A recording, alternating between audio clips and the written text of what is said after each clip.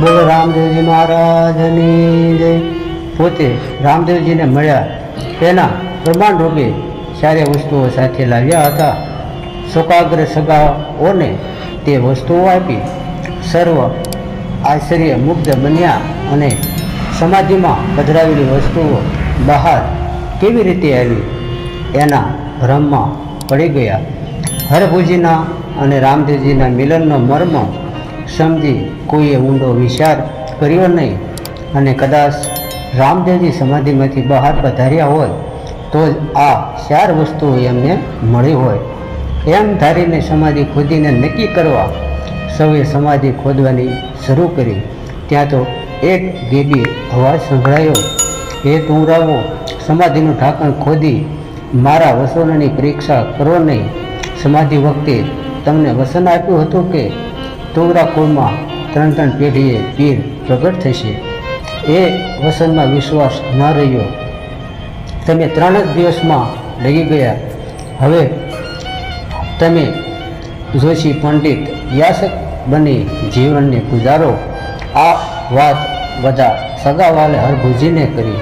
તેથી હરભુજીને ચિંતા થવા લાગી કે રામદેવજીની મર્યાદા લોપવા બદલ પોતે અપરાધી બન્યા છે. સર્વ સગાઓમાં પોતે હોઠા પડ્યા. તેથી તે શર્મિંદા બની રણુજાથી પોતાને ગામ ખેરકર આવવા ચાલી નીકળ્યા. વ્યાકુળ દશાથી ઘેરાયેલા હરભુજીની બુદ્ધિ રૂંધાઈ ગઈ. તેઓ જેમ જેમ માર્ગ વટાવતા જાય છે તેમ તેમ તેના મનમાં વિચારોના મોજા પૂરની માફક ઉછળવા લાગ્યા. તેઓ મનોમંથનમાં પડ્યા. એકવાર મિથિલા નગરમાં રાજા જનકને સપનું આવ્યું હતું. તેનો ભેદ અને મર્મ સમજવા અષ્ટાવક્ર મુનિએ ચડાવ્યા.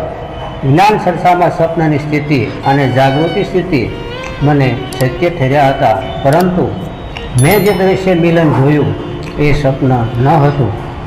હજી મારી નજરે છે છતાં પણ તે સત્ય અસત્યમાં ફેરવાઈ ગયું. મારો પરભવ થયો. હું જૂઠો ઠર્યો. સ્વભાવનો દોષ માથે આવી પડ્યો.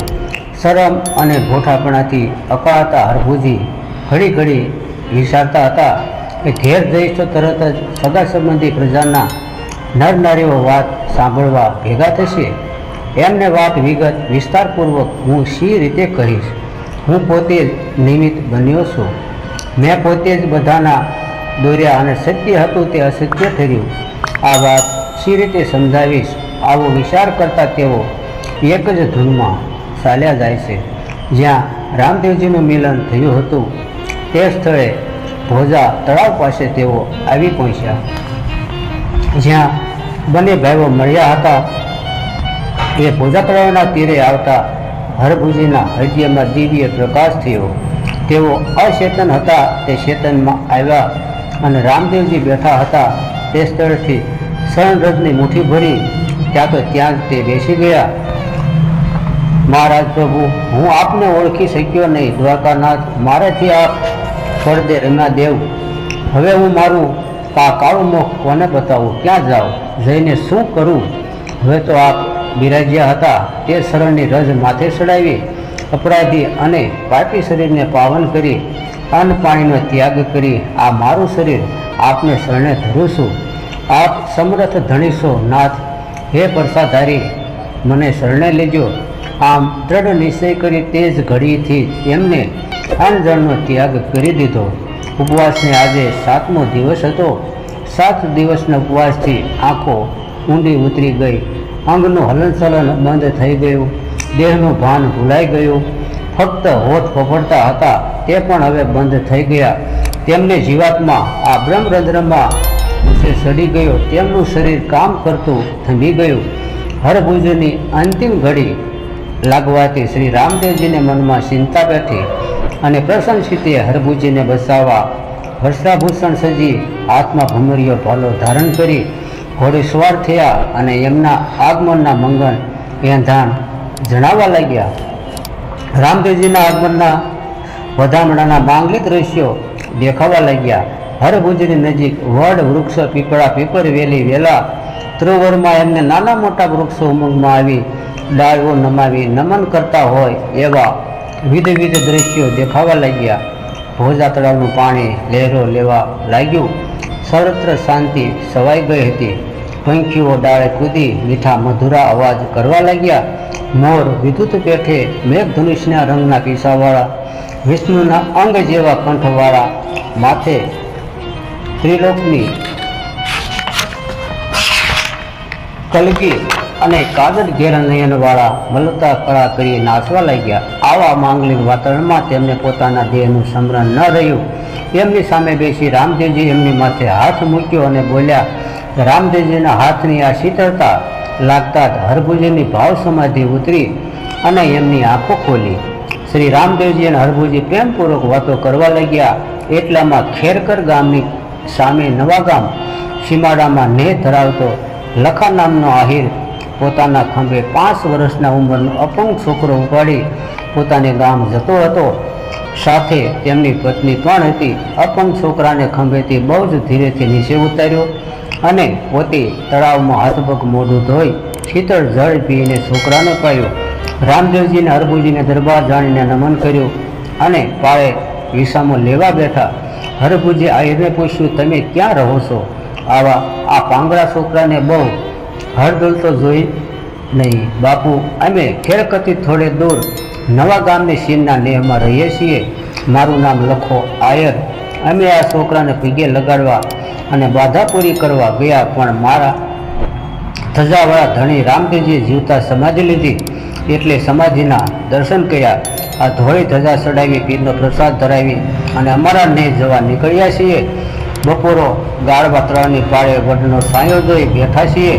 આહિરની અધૂરી વાત ઉપાડી લઈ આહિરાણી બોલી, બાપુ, રણુજામાં મારો આ ભાણેજ રત્ન ભગત રહે છે, જેની માથે આ રામાપીરના ત્યારે હાથ છે. વસન આપે તો ફળે નહીં એવા આ વરદાનવાળો છે. એને એમને વેણ આપ્યું છે કે રામાપીરની બાધા રાખી શ્રદ્ધાથી આ ધૂપનો દીવો કરજો. તમને મારો ધણી રામદેવજી એક દીકરો દેશે અને સંતાનવાળા કરશે. અમે રાખેલી આ બાધાને ફળી આ દેવળવાળાએ દયા કરી અને દીકરો દીધો, પરંતુ આંખે અંધ, મૂંગો, કડંગો અંગ અને હાથ પગનો સાવા અપંગ છે. દીકરો આ 5 વર્ષનો થતાં આ બાધા પૂરી કરવા અમે રણુજા ગયા હતા, પણ પીર સમાધિમાં પહોંચ્યા હતા એટલે અમે રણુજા ગયા હતા. ત્યાં થોડા દી પહેલાં પીર સમાધિ લઈ પડદે પોઢી ગયા હતા એટલે સમાધિની દીકરાને નમાવી આ સાકર નાળીએ ધૂપને ધજા અને જ્યોત કરી આ ખીરનો પ્રસાદ ધરાવી અમારી આ બાધા પૂરી કરી. હવે અમારા નેહ જઈએ છીએ. બાપુ, તમે જમીનદાર સુખ સમૃદ્ધિવાળા મોટા માણસ છો. તમારે ત્યાં આવો દીકરો હોય તો તેને જીવતા સુધી પાલન પોષણની સગવડ મળે. અમે તો વૃદ્ધ થયા છીએ. આ દેહનો ભરોસો નથી. અમારા શરીર છૂટી જશે ત્યારે આ અપંગની શી દશા થશે અને ચિંતા આ જીવને સતાવે છે. જો ધીંગો દીકરો હોત તો સારું. આટલું બોલતા આયરાણનું હૈયું ભરાયું. આંખમાંથી આંસુ ટપકવા લાગ્યા. બાય, રોમા બેટા, રામદેવજીની મહારાજની અંતર્યામી છે. આ તમારી ઈચ્છા અને આરાધના તેમનાથી અજાણ્યા નથી. આ જ દીકરો તમારા મનોરથ પૂરશે. એનું નામ ધીંગો રાખજે અને ધીંગા નામથી આ પ્રસિદ્ધ થશે. આવા શાંતિપ્રિય આસમાન વચનો સાંભળી પતિ પત્ની બે શિર ઝુકાવી નમી પડ્યા. રામદેવજી એમના ભક્તિભાવ અને આંતરનાદને સાંભળી રહ્યા હતા. બાપુ, લો આ પ્રસાદી, આ પ્રેમથી જમો. અમારા મનોરથો શુભ કામના હશે તો અમારો આ નાથ આ લીલા ઘોડાવાળો પાર પાડશે. આયરાણીને થોડા સમયમાં પોતાનું હૈયું ઠાલવી આ તમામ વાત કહી દીધી. રામદેવજી પીરનો પ્રસાદ વાટકામાં લીધો અને હરભુજીને આપી પારણા કરાવ્યા. પછી થોડી ખીર આવી ગઈ. બાકીની ખીર છોકરાને ખવડાવી. આ જોઈ આ પતિ અને પત્ની રાજી થયા. હરભુજી, મારું કોઈ કામ કારણ વિનાનું હોતું નથી. અત્યારે જ મારા 3 કાર્યો પૂર્ણ થયા છે. રામદેવજીએ કહ્યું, કૃપાનાથ, એ 3 કાર્ય કયા? હરભુજીએ પૂછ્યું. પહેલું કારણ તમારા આત્મબલિદાનના નિર્ધારને રોકવાનું અને બીજું કારણ તમારા ઉપવાસ હોવાથી આવેલી પ્રસાદી આ ખીરને જમાડી પારણા કરાવવાનું અને ત્રીજું કારણ આહિરની બાધા માન્ય રાખી આ છોકરાનું દુઃખ રહિત કરી તમારો શિષ્ય બનાવવાનું. ભગવાન આવો અપંગ શેલો મારા માટે રાખ્યો છે, મારે પાલવવો પડશે. હરભુજી, તમે ઘોર નિંદ્રામાંથી જાગૃત થયા છો. તમને આદિ પંથે દોરી માયા મોહથી બસાવી આ માનવ સેવા તરફ વાળી સિદ્ધ માનવાના મારા મનોરથ છે. કૃપાનાથ, મને સિદ્ધ કરવો છે. હરભુજી આશ્ચર્ય પામી બોલ્યા, હા, એક કારણ પણ સાંભળો. હરભુજી, તમે તો તપોધન બન્યા છો, મારી કૃપા મેળવવા આ દેહનું બલિદાન દેવા તૈયાર થયા છો. તમે આ નિર્મળ દેહી બન્યા છો એટલે તમને સિદ્ધિ, પ્રસિદ્ધિ અને આ ભક્તિ આ ત્રણેય આપું છું. તમે ભક્ત તરીકે પણ જગતમાં પ્રસિદ્ધ થશો. આ હૈનો છોકરો કાલે સાજો તાજો થઈ જશે. આય રાણીની આટલી દ્રઢ શ્રદ્ધા ભક્તિ નિષ્ફળ જાય ખરી. એ છોકરો તમારી પાસે લાવે ત્યારે તેનો શિષ્ય સ્થાપજો અને આ ભસ્મનું તિલક કરજો.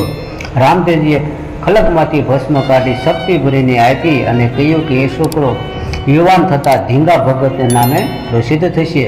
આ તમારા પ્રતાપથી લોકોને સન્માર્ગે વાળી શકશો. માંસાહાર કરનારને કહેજો કે પારકું માંસ ખાવાથી તમારી આ જીભને આ ક્ષણિક આનંદ થાય છે, પરંતુ આ ક્ષણિક આનંદને કારણે આ બીજાનો જીવ લેવો એ તમને ગમે છે. આવું રાક્ષસ કરતા દુષ્ટ કાર્ય તમને ગમે છે ખરું, કે આવું કર્મ તમને શોભે છે? આ વૈષ્ણવીને કહેજો કે ભક્તો ભગવાન પાસે સદબુદ્ધિની માંગણી કરે છે અને તમારી સ્થિર બુદ્ધિ ગુમાવી પૈસા ખર્ચા પાગલ બની છો. તેજાબ જેવું પીણું તમારી સુંવાળી આ હોજરીને કોરી નાખે છે. તે તમને સારું લાગે છે? આ દારૂના વ્યસનમાં જાદવની કેવી અવદશા થઈ હતી. પોતાનો મહાન ધર્મ છોડી આ પર ધર્મમાં પગ મૂકી તમારો આ ભાવ સિદ્ધ બગાડી રહ્યા છો.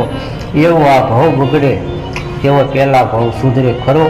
આ ન્યાય નીતિની મહેનત કરો અને ભગવાન જે હકનું આપે તે ખાવ.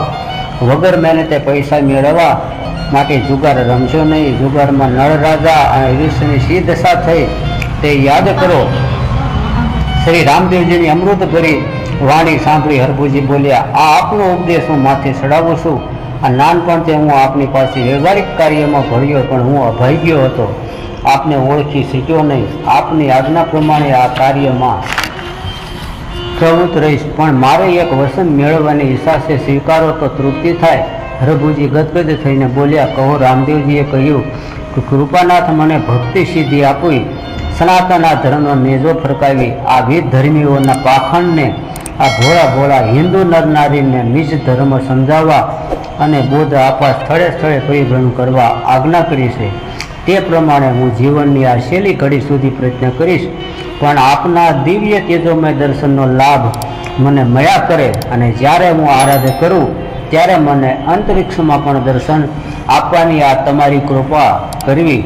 હાલમાં મારી સ્થિતિ આ જનક રાજા જેવી છે. જનક રાજા સપના અને વર્તમાન બે સમજ્યા હતા. આપણા સ્થળના મિલનને એ સપન હતું, તે સત્ય હતું, પણ આપની માયાએ મને આંતર્યો અને સમાધિ ઉખેડવા સુધી હું સમજી શક્યો નહીં. એનું દુઃખ આ મારા મનમાંથી જતું નથી. તમે બધી ચિંતા છોડી કામે લાગી જાઓ. આ વિધર્મીના ખરાબ પ્રવૃત્તિમાંથી આપણા બંધુને બસાવો અને માંસાહાર, જુગાર, વ્યસનો, ચોરી, જારીમાંથી પડી આ નરકના માર્ગે દોડી રહેલા આપણા બાંધવોને વાળી આ ધર્મના સાચા રસ્તે લાવો. તમારા આ શુભ કાર્યમાં હું તમારા સાથે છું. શ્રી રામદેવજીના ઉપદેશને સાંભળી હરભુજી પોતાની આ પાઘડી ઉતારી વંદન કરવા મસ્તક નમાવ્યું. જ્યાં તેઓ વંદન કરી ઊંચું જોવે છે એટલામાં તો રામદેવજી અદૃશ્ય થઈ ગયા. બોલો રામદેવજી મહારાજની.